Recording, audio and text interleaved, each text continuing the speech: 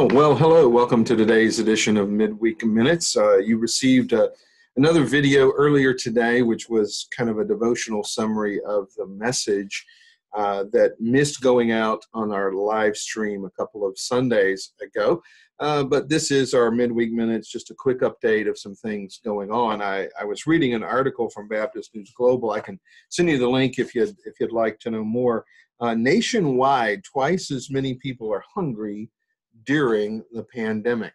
I think we've hit a ministry opportunity in stride and in a perfect timing. Experts predicted food insecurity would skyrocket as the COVID-19 pandemic ravaged the nation's economy. According to those who regularly minister to poor and hungry, those predictions have turned out to be accurate. It's bigger than anything we've ever seen, said Jason Coker, who happens to be the national director for a ministry entitled Together for Hope, which is a rural development coalition of the Cooperative Baptist Fellowship. But I thought it was an interesting article. It was on Baptist News Global yesterday, and it confirms for me that our ministry focus for these next weeks is right on line with what's needed. First of all, I want to say a big thank you to those of you who have gone the extra mile. Literally, some of you who have not been regathering with us have actually come to the church office and you brought not just a canned item, but bags of groceries, and we appreciate that. Know that our October Harvest Pantry Drive will wrap up the end of next week. This coming Sunday is the last Sunday. So I'll remind you that if you've yet to contribute, this Sunday would be the opportunity to do so. Well, technically, we're not going to get the food to the resources like Fairfax Fish, for example. I'm going to receive a lion's share of some of this, but we'll actually do that the first week of November, election week.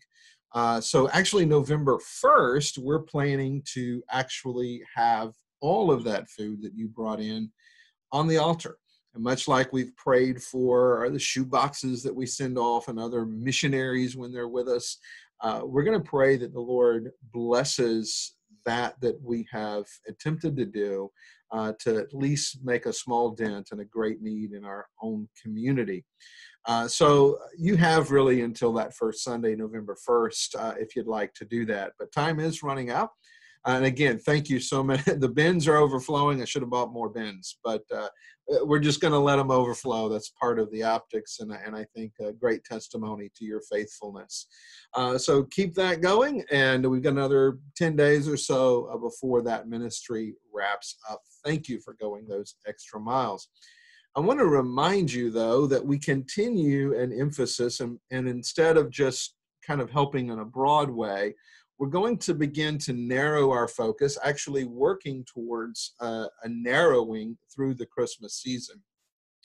We have now 12 families that have been provided to us by social resources in the Fairfax County school system. One particular school, Providence, I believe, there are a number of families that have needs, and certainly us having a dozen to care for and minister to, it really just scratches the surface.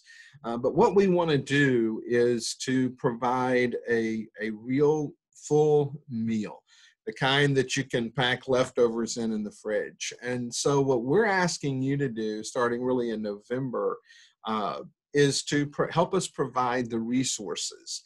Unlike October, we're not asking you to bring in or go shopping. We have shoppers on standby, ready to go, and actually make the purchases. And what we're going to have to do is look at the family dynamic, family size, if there are any food restrictions. And one of the things that we've decided to do is to provide a card that would give them the opportunity to purchase their own meats for that Thanksgiving meal. Some may not want turkey. I know that's traditional. Some may want ham or chicken or something else, and that is certainly fine. And we want to provide that resource. But all of the trimmings, all of the vegetables, all of those things that will help that family through that day have a great meal, and even maybe another meal or two off of that, we want to actually do the shopping for and provide that resource for them.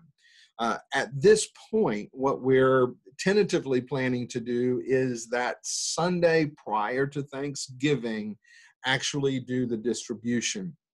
And we're going to offer to bring it by, but we have a hunch that we'll also need to offer a drive-by where those individuals, those families can come and pick up that resource from us here at the church. Now, that'll come into greater clarity in the weeks to come. How can you be involved in that? What we're encouraging you to do is simply to help us have the resource to do that shopping.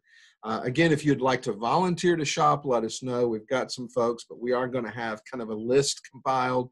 We're not just going to try to make it where, you know, it's a grab bag of opportunity, but maybe targeted to family size and specific family needs. So the best way for most of us in our church to help through this ministry is to provide a financial gift. And you can do that by simply donating either separately or in addition to a regular giving, however you get that to us during this pandemic.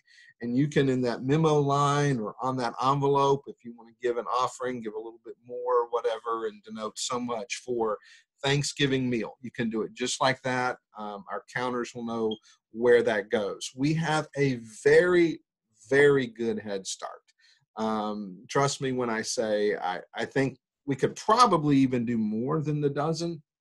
But one of the things in this particular endeavor is to try to begin to build at least a relationship with families that have some need right here in our own community.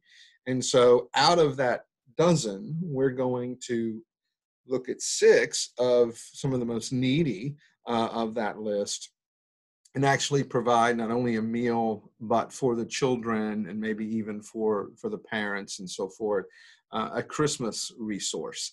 And so that's going to entail an ongoing financial commitment.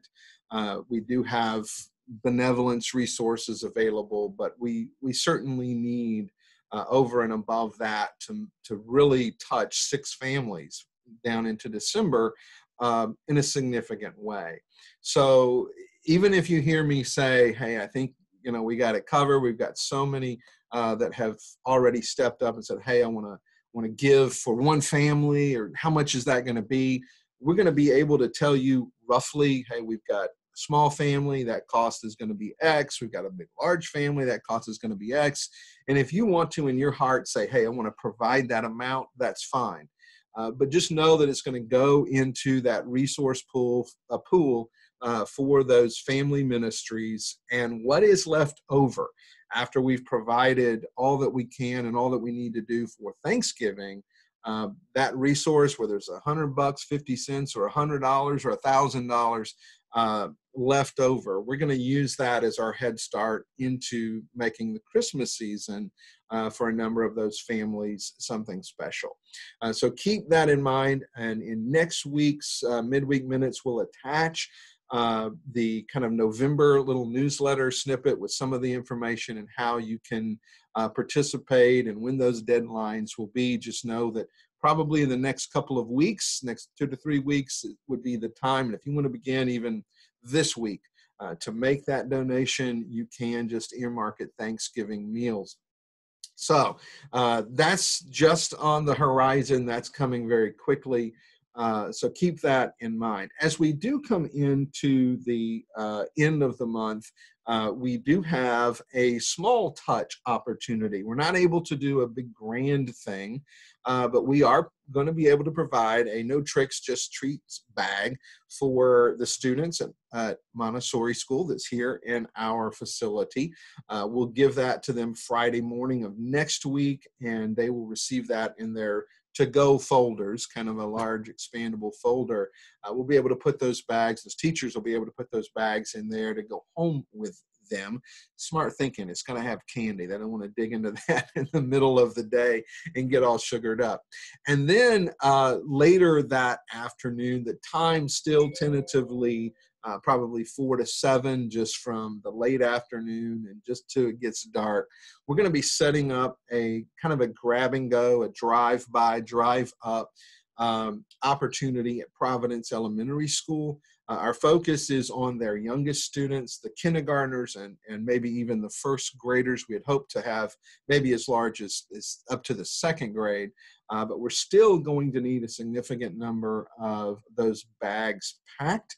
And many of you have responded to the offer that I gave just Sunday, very casually, as an example of how you can be involved to help prepare those. We still have one little inserted resource that we're waiting on. It should be here today. Today's Wednesday. So by the end of this week, for those of you who've said, yes, count me in, we've had a number of individuals say, hey, I'll do 25, and couples say, I'll do 25, he'll do 25. We've got 50 right there. So if you were on that list, if you called and left that message, if you responded to the email, if you told us on Sunday, hey, I want to do that, we've got you on that list. If you didn't let us know, we still have a need for as much as 50, 75 or so.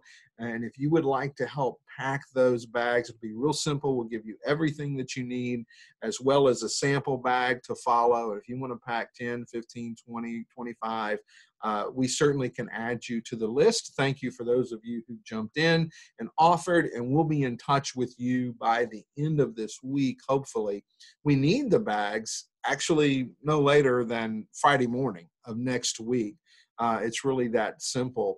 We are going to be setting up using kind of a tent canopy, and we'll have the signage and the lights that are there, just a way for us to, as a gift from Fairfax Baptist Church, provide kind of a treat for those who are coming by the school there at Providence at the end of the day.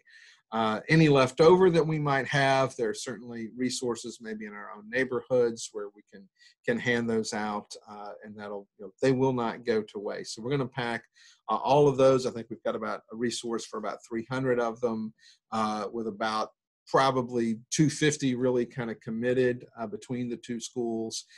We may have some left over again, but we'll be able to get those out, we believe. So let us know if you'd like to help with that. Also, as we come in and move from October and into November, November 1st, a week from Sunday, is our first Sunday of the month. We'll be observing the Lord's Supper. We'll kind of have another break, basically, from that message series that we've been on, Finding Stability in a Shifting World. We'll celebrate communion. We'll pray over that resource. We'll begin to launch the other emphasis for November and taking care of those families. But we will have communion together. We have already distributed to home folks who are trying to stay at home and worship a number of our communion resource kits. And if you'd like one, if you've not received any, you've got about 10 days. You can let your deacon know. Your deacon will be getting in touch with you in the next couple of weeks. And so you'll be able to let them know, hey, I'd like a packet of those. As always, you can use the resources at home. So we look forward to a great time of worship this Sunday. And next week will be kind of a special time as we kind of wrap up one emphasis and open the door for another in meeting needs. Because even though this was a nationwide story, we're a part of that story. There are needs in our own community. In Fairfax Baptist Church, we have a wonderful opportunity to make a difference and to provide a touch. That little gift bag, just one little touch. The resource, a little bit bigger touch for Thanksgiving and for Christmas, a resource for those. But know that those little things in the grand scheme of things can go a very long way, not only in making a difference in people's lives, but giving us a positive witness and bearing testimony to God's grace in a season not only of celebration, but a season of recognizing needs that are around us. Well, that's all I have for you today. Do know that if you need to reach out to us, please feel free to do so. Our office hours remain right now in the limited fashion, Monday through Thursday, 9 a.m. to noon. And the only two consistent times of gathering in some ways, worship at 11, both safely regathering in the sanctuary and online, live streaming, and then our Bible study, safely regathering either in the fellowship hall or the library as space may warrant.